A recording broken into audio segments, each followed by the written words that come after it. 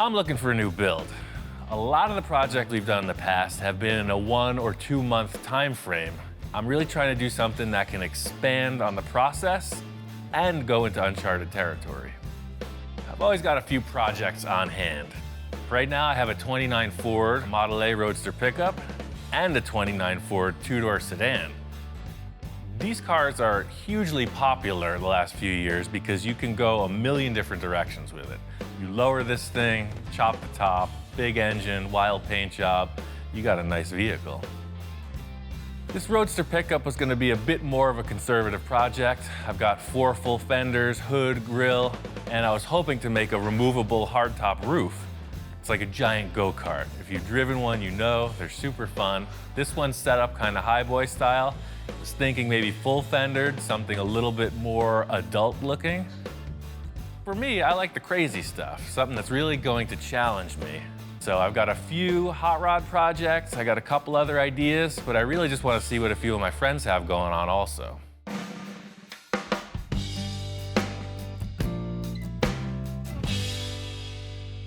I put a few calls out, and the first guy to respond was my friend Bill.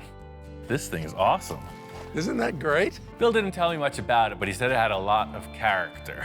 And sure enough, pulling in the driveway, you're facing this ominous front grille. What's not to like about big trucks? This is what they call an R190, 1953. I saw it at a truck show, and I loved it. I had to have it. And it's all original inside? It's very original. I mean, original motor, inline 6-cylinder. They called them a red diamond. I just couldn't pass it up. It was such a nice vehicle. And of course, you can do your magic with it. When you think big rig, you think tandem axles in the rear, just this big, giant thing. But this truck has got like a giant pickup truck look. It's got a short wheelbase, but it has all the heavy-duty stuff. And the winch that is awesome. Is a hydraulic PTO-driven winch. Big chain off of the freaking drivetrain. This is a really complete truck. Walking around checking it all out, it's all there. I'm sure this thing is roadworthy. Oh, and the interior is like totally nice in here too.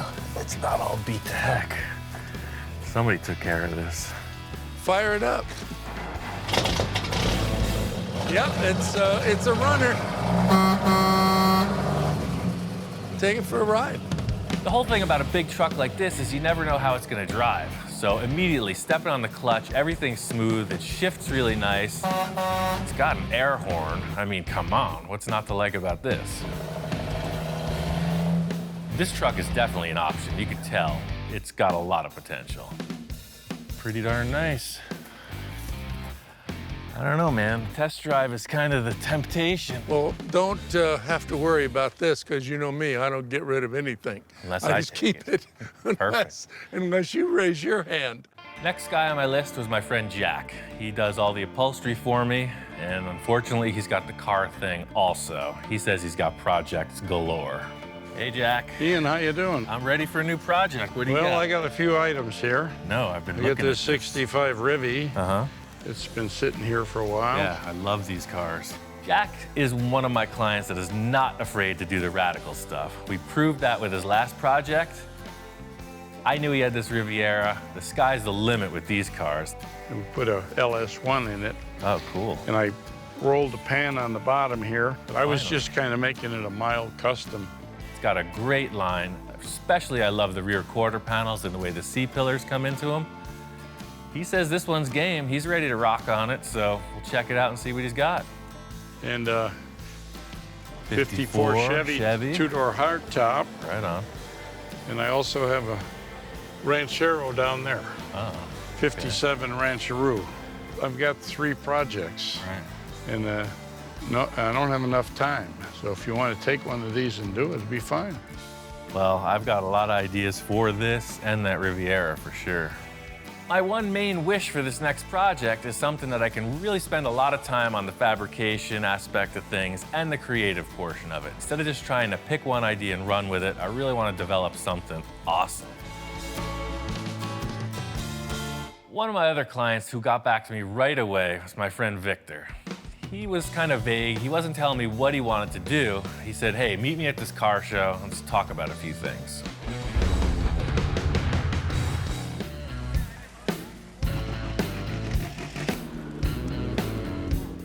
I was searching around for clients who wanted to do a new project. Victor called me out. He said he's got a couple ideas. He was kind of vague. He wasn't telling me what he wanted to do. He said, hey, meet me at this car show. Let's talk about a few things. Victor's one of my wildest clients. We've done a lot of really crazy stuff, and he just can't seem to get enough. So him calling me out to this car show, I'm just wondering what's brewing. Ian, how you doing, man? Good morning. The reason why I wanted to bring Ian out was to get some inspiration. I won't tell him what I'm gonna do. I'll let him feel it. I mean, we've done so many other projects. I want to stretch his ability to the next level. We walk right in the gate, and there's a beautiful Mercury Custom. I know Victor's all about those, so I'm figuring, yeah, here we go, another lead sled. I think we need a different flavor. Rolls Royce. I'm not ready for that. You're not ready to be chauffeured around? You still want to drive? You're always asking for more room. How about just making smaller cars? I mean, you could do like this. You could do 10 of these in the space it takes to put one Merc. This car show is all over the map. It's kind of a game of pin the tail on the donkey. I just don't know where the donkey is. Yeah, check this out over here.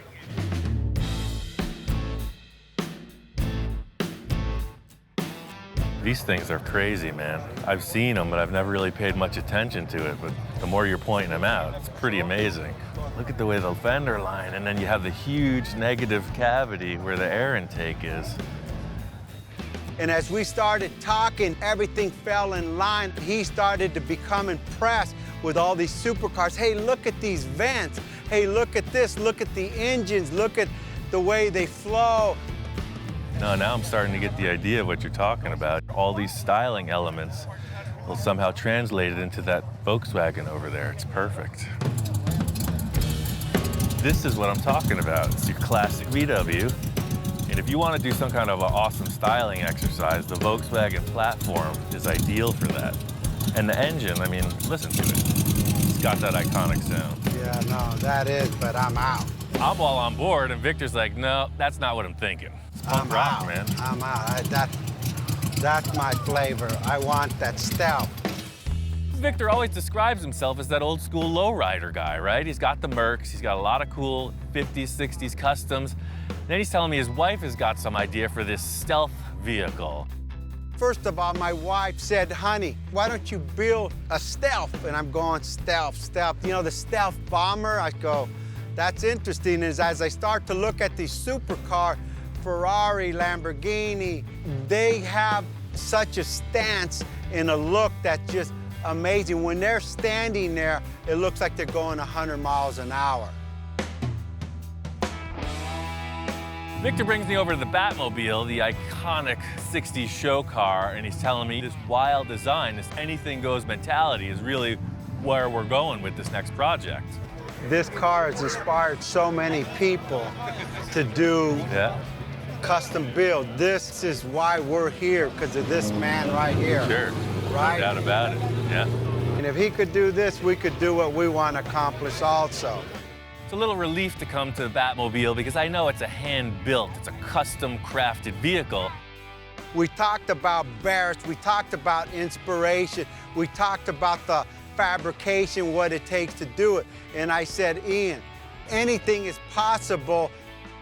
Victor's got these crazy ideas of some kind of a exotic sports car. I have no concept of this type of vehicle, so it's a path in a whole new direction.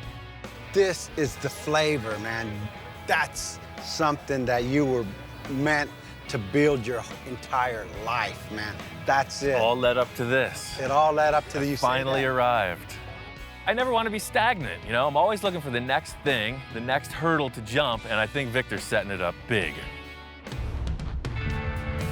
Victor brought me out here to his nursery. He says he's got a car he wants me to check out. What the heck is this thing? Yeah, I got this at a junkyard. Oh, perfect starting point. You never know what we're getting into with this guy, but pulling up on it, I can see it's got a really low profile in the nose. I don't know what it is. Check this out.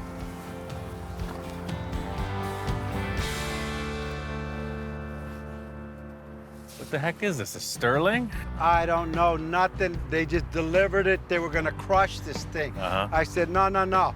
This is our starting point. No, we're building a world-class show car. We need this ugly duckling from the junkyard. I get it. Yes. Perfect. That's your MO. Everything you've done has been a pile of doo-doo, comes out to a pile of diamonds, right? Doo-doo diamonds, baby. That's what we do here. It's a kit car from the 70s. It's not exactly a Lamborghini. I think this thing was going to the junkyard for a reason. Well, that's Where's the rest of it? Shoot, I better plead my case here. So I said, hey, Ian, check this out. The main reason why I want this car is for the roof. Oh, right, yeah, I've seen these before. I know exactly what this thing is. The main thing that Victor's talking about is how this roof opens and closes. It was disconnected, he wants to try it out. He's saying that that's the #1 selling point of this whole concept. I bolted the roof on, hooked the battery up to it, and who knows, let's see if it works. Well, I guess fire it up. Let's do it.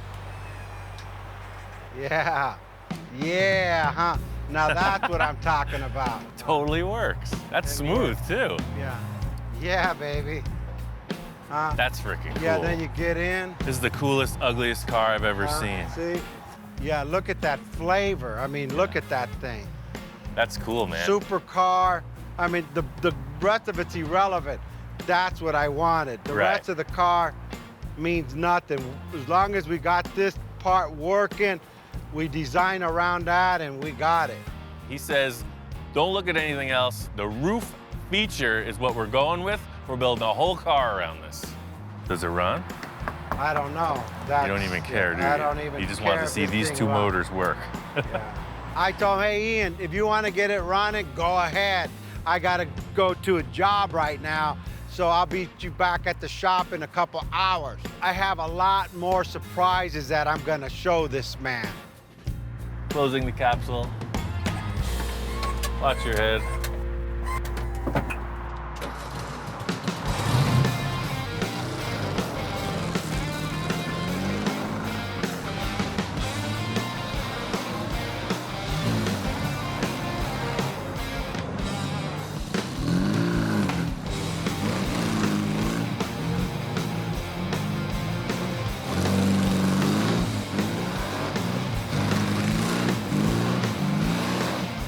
It moves around pretty good, but supercar it is not.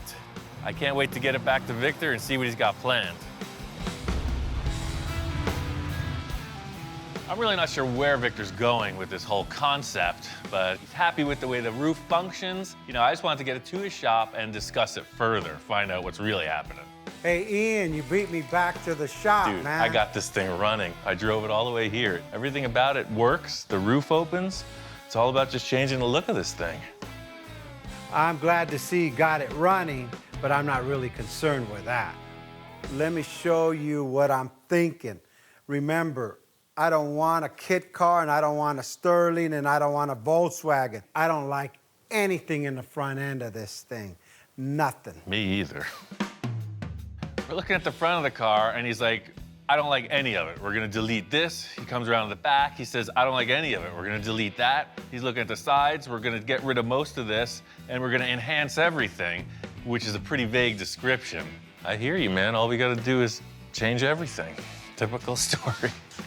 I got a lot of ideas, but I don't want to really spit them all out or tell them to him, because I want some of his input too. Remember, we're building a supercar. We're not building a 50s custom one-off, one-of-a-kind, That's the what most I love awesome about car this, out right? there. Yeah.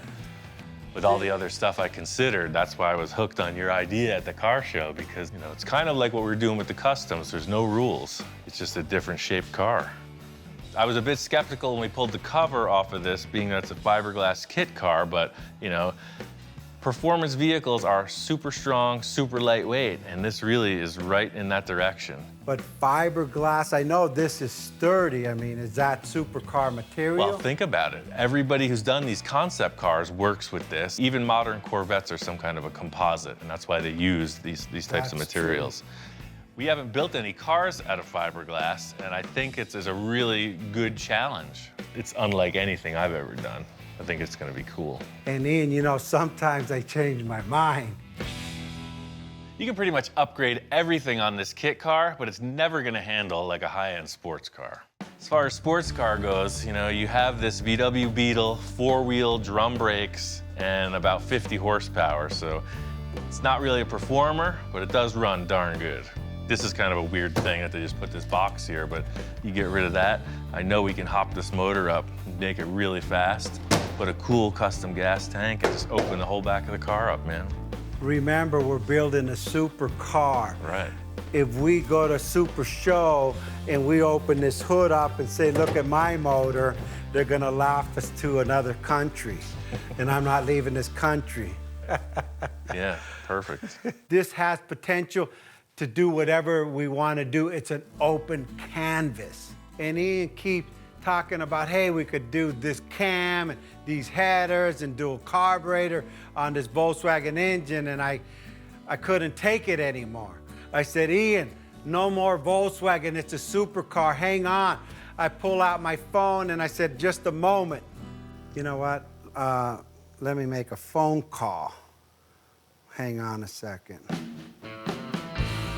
Victor's got people, so I don't know who he's calling, but he's on the phone. Hey, you think you can buy the shop? Anything's possible. My first reaction is that he's got a guy with an engine adapter or something, so we're gonna put a better engine in this car. Thanks, bye.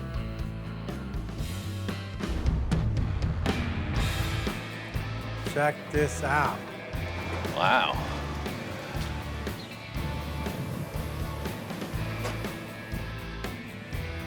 So what, you're changing your mind on that car? You gonna do this instead? No. This is the donor car. What?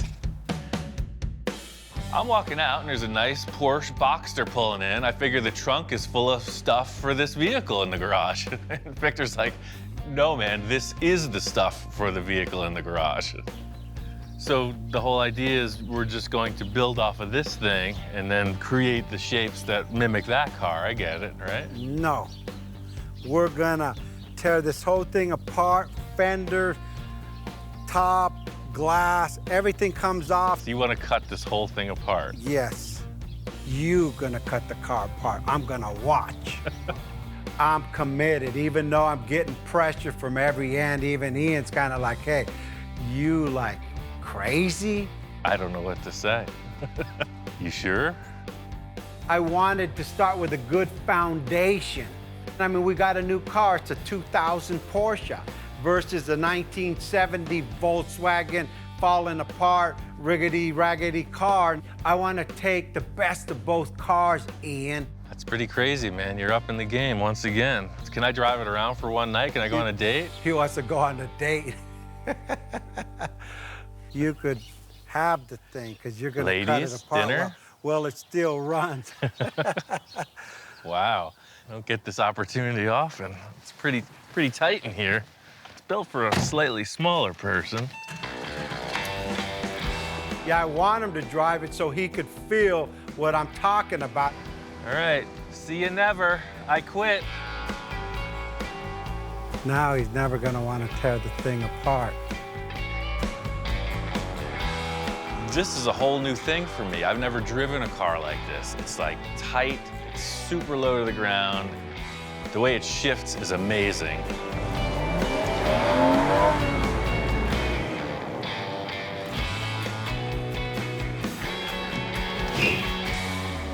Man, this thing is fun. So what do you think, man? It's like a video game. It's like you don't even feel the car, it just performs. Are you saying we're gonna do this instead of that, or what? No. So you bought two cars and you don't want either of them. You can try to make something you do I don't want a Porsche, and I don't want a Sterling Volkswagen. I see the potential in both of these. I mean, there's good and bad in each of them. You know, it's just like, I thought we were building a piece of junky car there, and then you show up with this thing, so I'm a little confused. Okay, I'm confused too, but our goal is to put this car on this car and take this car apart and build ourselves a supercar that doesn't exist. I've heard statements, I went looking for trouble, and boy, did I find it. I think With all the clients I've entertained, you know, Victor's always the guy who comes back like a whip crack with the thing I was hoping to never figure out, but now have to. We built things that didn't even exist. Hey, you even made me furniture. Yeah. So why can't you make that into this and this into that, or vice versa, or up and down all around? Does that clarify it, or do you want perfect. plans now? Crystal clear. Yeah, it's perfect.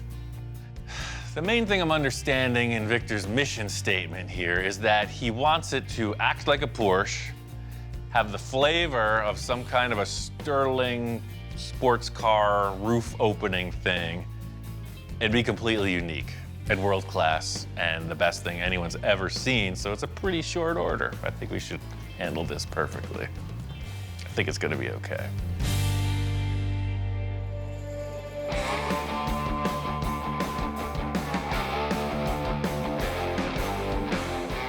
I really love the idea that Victor is just all concept on this. Most of the cars we start with, it's like chopped, section, lower, that whole deal. He's not talking about any of that. He's talking about creating a whole new car body.